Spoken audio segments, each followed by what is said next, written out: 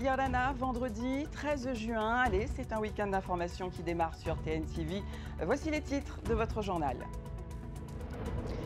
13 juin 1995, 13 juin 2025, une reprise des essais nucléaires en plein moratoire, incompréhension, émeute, 30 ans d'histoire et le Fénois marqué à jamais. Nous le verrons. La saison du bac 2025 et le français qui donne le ton. Les lycéens de première dans les starting blocks ce matin dès 6h40. Nos journalistes se sont glissés entre les rangs. Plus de 1000 talents place Toata, tous prêts à la veille du Te Whare Parao. TNTV vous emmène dans les coulisses des répétitions. Et premiers indices avec Fabien Dinard, le directeur du Conservatoire artistique de Polynésie, et notre invité. Enfin, Xterra Tahiti Trail, ce n'est pas n'importe quelle course, course nocturne, course mythique, course qui fait peur. 1400 inscrits au départ de la 9e édition et nos super journalistes trailers dépêchés sur place. Premiers instants en direct sur TNTV.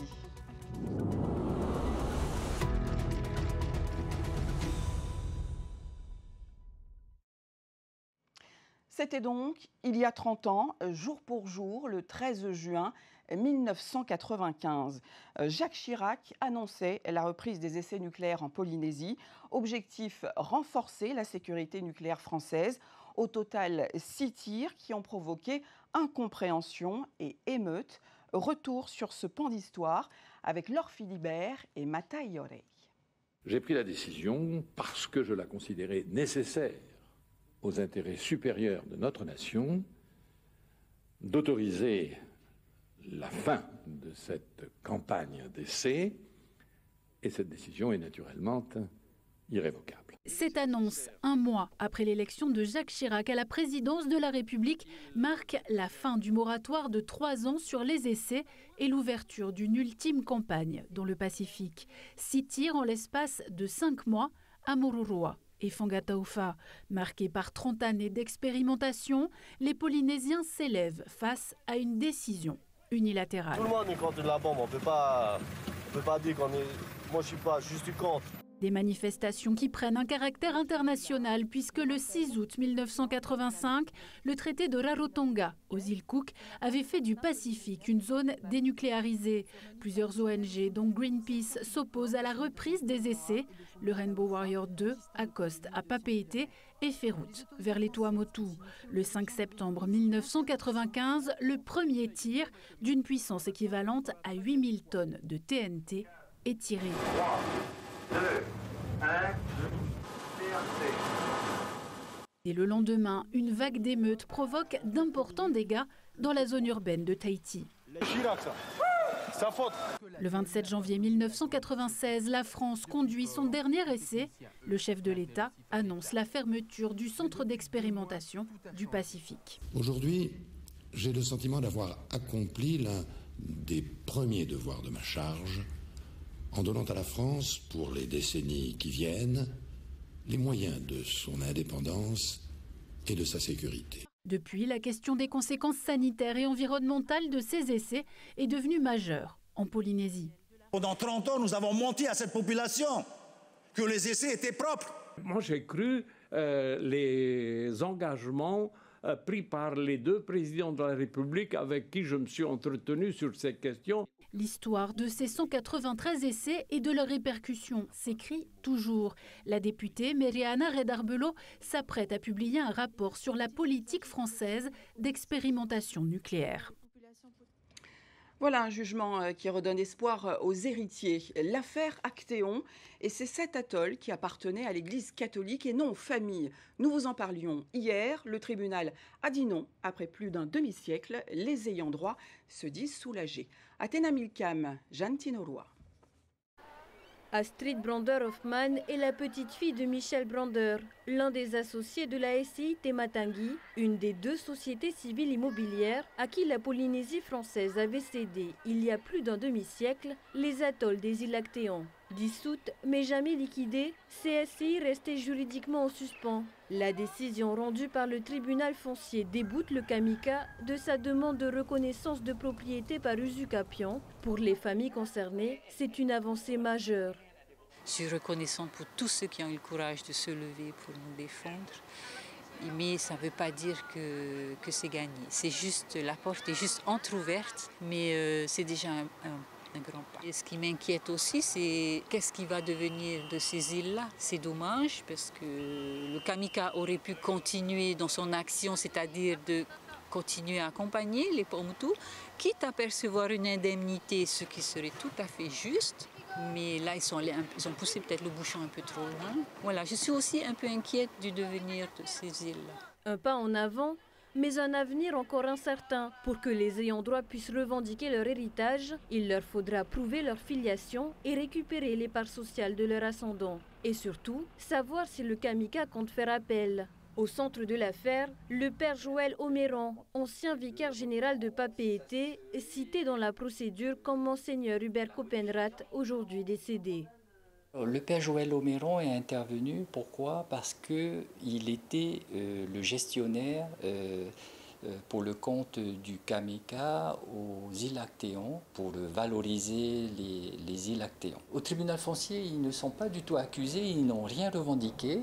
Le père Joël Oméran et Monseigneur Copenrath, aujourd'hui décédé malheureusement, tout ce qu'ils veulent, c'est que la vérité soit établie. Ce qu'il faut, c'est rendre les terres aux personnes que la justice aura désignées. Donc nous, on ne fera rien de cette décision. L'affaire n'est donc pas complètement close, d'autant qu'une information judiciaire reste ouverte au pénal sur un autre pan du dossier. Ouvrons à présent le volet éducation avec d'abord l'image du jour. 1 minute de silence observée dans les établissements scolaires de Polynésie. Un hommage à Mélanie, cette assistante d'éducation poignardée dans un collège de métropole en Haute-Marne. Un moment de recueillement demandé par la ministre de l'Éducation, Elisabeth Borne. Et je vous le disais en titre, ils ont commencé à plancher ce matin. Les élèves de première ont donné le coup d'envoi du bac 2025. 4 heures pour l'épreuve de français. Nos caméras se sont faufilées entre les lycéens les plus sereins et les plus dubitatifs aussi. Mais les théâtos, Joseph Poulain. À quelques minutes de l'épreuve anticipée du bac de français, quelques candidats révisent une dernière fois. D'autres essaient de trouver leur salle. Dans ce lycée, il y a 23 salles à surveiller. 56 enseignants sont mobilisés. 346 futurs bacheliers sont inscrits à cette épreuve au lycée du Diadème. Ils ont tout au long de l'année été accompagnés avec exigence mais aussi bienveillance par les enseignants, par des évaluations, par des devoirs communs, des examens blancs. Et donc moi j'ai pleinement confiance en eux et puis je leur souhaite bien du courage. Un peu de trac et je stresse un peu, mais sinon en vrai ça va. Comment tu t'es préparé? J'ai beaucoup révisé, j'ai appris mes leçons et mes notions. Ouais, je me fais confiance, je stresse pas. Si je stresse, je sais que ça va mal se passer. Du coup, ouais, détendu. Oh oui, on a révisé encore le dernier moment pour être sûr de réussir. Assez confiant parce qu'on a déjà fait répéter l'examen 4 fois durant l'année. Pas de stress. Le stress, ça emmène à la défaite. En filière générale, les lycéens avaient le choix entre une dissertation sur le théâtre ou un commentaire de texte sur un poème de Victor Segalen.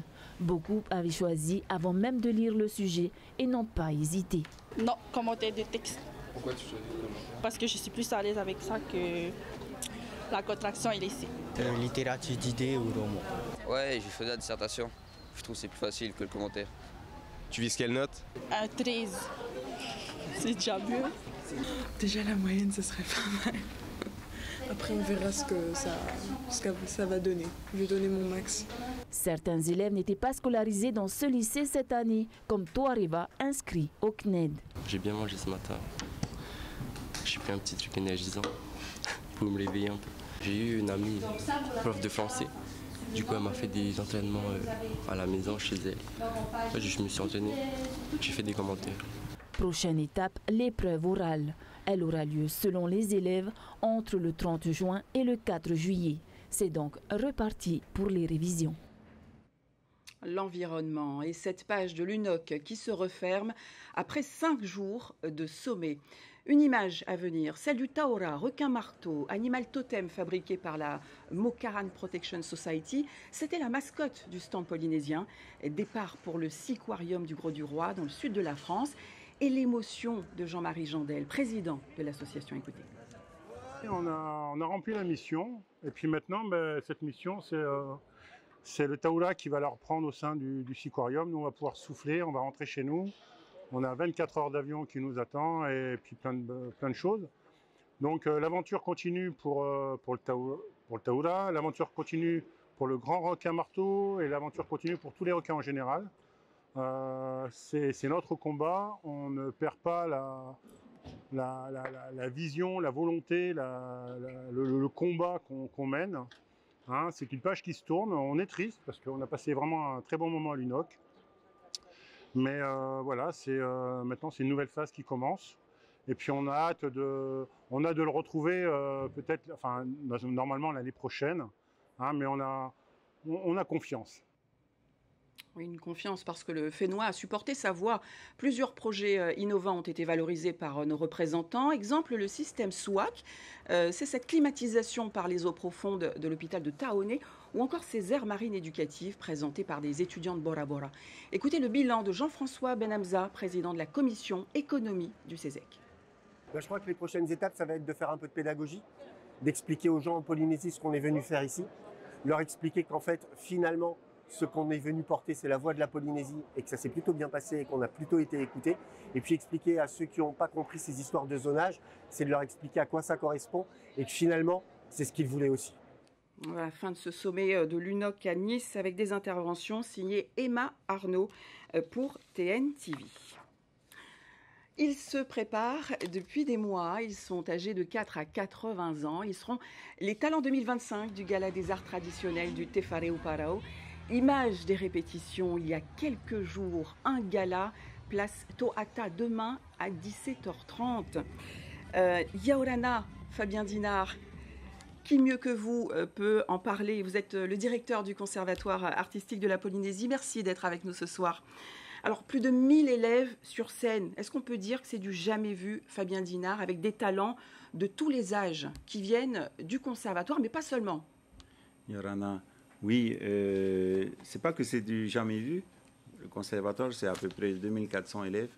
Et puis, dans la section traditionnelle, ils sont 1300 élèves. L'année dernière, on faisait déjà la barre des 1000 élèves présents sur la scène de Toata. Et puis, cette année, on dépasse les 1000 élèves. Alors, c'est un défi d'organisation, défi scénique, défi culturel, hein, on peut le dire pour le conservatoire, puisque votre mission première est de valoriser les traditions. Quel sera le message de ce spectacle, le Parchemin du ciel? Ce spectacle s'intitule Terima Toi Toi, le Parchemin du ciel. Nous sommes notre environnement. Dans notre environnement, il y a la terre, le ciel, l'océan. Et puis les Polynésiens, pour arriver, les anciens Polynésiens, nos ancêtres, pour arriver ici, ils ont dû parcourir de longues traversées, et pour pouvoir arriver à destination, il fallait savoir lire les étoiles, le ciel. Donc, ils ont une parfaite connaissance des étoiles parce qu'ils pouvaient aller à un endroit et puis partir sur un autre endroit et revenir. Et justement, grâce à cette lecture du ciel. Et dans le ciel, il y a pour les anciens Polynésiens, il y a des créatures célestes, il y a des divinités, il y a beaucoup de choses qui se passent dans le ciel. Et il y aura sur scène, d'après les premiers regards, un spectacle exceptionnel avec un mélange de Himene, de Orero, tout aussi exceptionnel. Est-ce que vous pouvez nous en dire un peu plus? Oui, le fil conducteur de ce spectacle, c'est bien sûr le thème, qui est un thème commun à toutes les disciplines du conservatoire. Je voudrais saluer mon ami Yann Pa'a qui a écrit ce thème. Que ce soit dans les déclamations, dans les oreros, tous les textes sont rattachés à ce thème, que ce soit également dans les chants traditionnels, dans les chants qui sont dansés, dans les textes des OTA. Et on retrouve ce thème des niveaux des plus jeunes, des plus petits jusqu'aux adultes. Avec, vous l'avez dit, des talents sur scène et des talents derrière la scène. Hein. C'est un gala 100% conservatoire. Un gala qui est en quelque sorte une sorte de gala de fin d'année entre le Taupiti Anae et le Heiwai Tahiti. Le prochain temps fort, c'est quoi? C'est le 28 juin, il me semble? Oui, alors oui, c'est vrai que nous on ferme le Taupiti Anae et là on ouvre le grand Heiwa. Notre prochain rendez-vous, d'abord, c'est le 28 juin, on accueille avec tous nos élèves, nos 1000 élèves, les 2 pirogues de nos cousins hawaïens, Hikianalia et Hokulea, qui fêtent, on commémore les 50 ans de la pirogue. Ils viennent pour un long parcours autour du monde pour défendre notre océan. Et on est ravis, avec nos élèves, d'aller accueillir cette pirogue. Ensuite, on a nos spectacles le marin qui vont démarrer le 12-13 juillet pendant 3 week-ends. Le rendez-vous est pris. Merci Fabien Dinard. Je rappelle que vous êtes directeur du Conservatoire artistique de la Polynésie. Rappelons donc ce rendez-vous à ne pas manquer, le Gala des arts traditionnels, demain samedi 14 juin à 17h30, place Tohata, billetterie sur place et en ligne. Hein. Oui. Il reste des sièges libres. Merci. Autre défi, c'est cette course mythique, la Xterra Tahiti Trail, une 9e édition avec 1400 coureurs qui ont mis leur dossard et visé le haut du classement, le tout dans le noir. Alors direction Moorea, on rejoint nos journalistes trailers, Esther Cuneo, une double casquette ce soir. Est-ce que le village commence à s'animer, Esther ? Et oui, Laurence, les coureurs ont commencé à arriver il y a environ 1 heure et à émarger. L'émargement, c'est cette étape importante qui permet de savoir qui prendra la ligne de départ et qui franchira la ligne d'arrivée qui se trouve juste derrière moi. La Xterra, c'est plusieurs courses sur tout le week-end et ça commence ce soir avec 2 courses plutôt long format, un 21 km qui partira à 20h20 mais surtout un 42 km qui démarrera à 20h. C'est un trail de nuit, donc il y a tout un attirail de sécurité à transporter, une frontale bien sûr, mais aussi par exemple un sifflet, une couverture de survie et tout un autre tas de matériel. La Xterra de nuit, ça impose donc aussi un certain balisage. On en parle de ce balisage avec un responsable du comité organisateur, Serge Le Prince. Bonsoir. Bonsoir. Le balisage, comment ça se passe? Comment les coureurs se repèrent dans le noir, dans la forêt?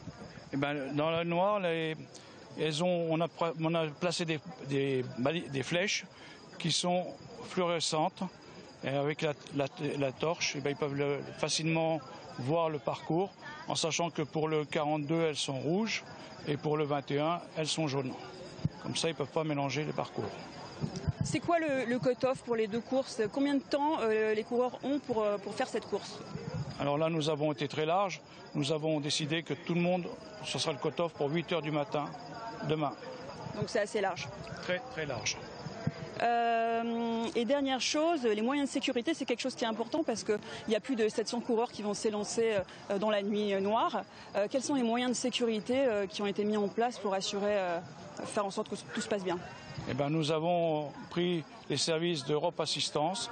Nous avons 2 médecins, 4 infirmières et 20 secouristes qui seront dispatchés sur le parcours pour pallier à n'importe quel incident. Et donc, il y a aussi des événements culturels qui sont prévus toute la nuit, c'est ça, jusqu'au petit matin? Oui, affirmatif. Déjà, avant le briefing, il y aura une danse du feu. Et après, il y aura des danses pendant toute la nuit, de façon à ce que les gens puissent rester sur place et ne s'endorment pas pour pouvoir passer leur coureur. Donc ça va être la fête tout le week-end, là? On espère, oui. Merci, Serge Le Prince. Voilà, Laurence, il est temps maintenant pour nous de faire les dernières vérifications et puis de commencer à préparer l'échauffement.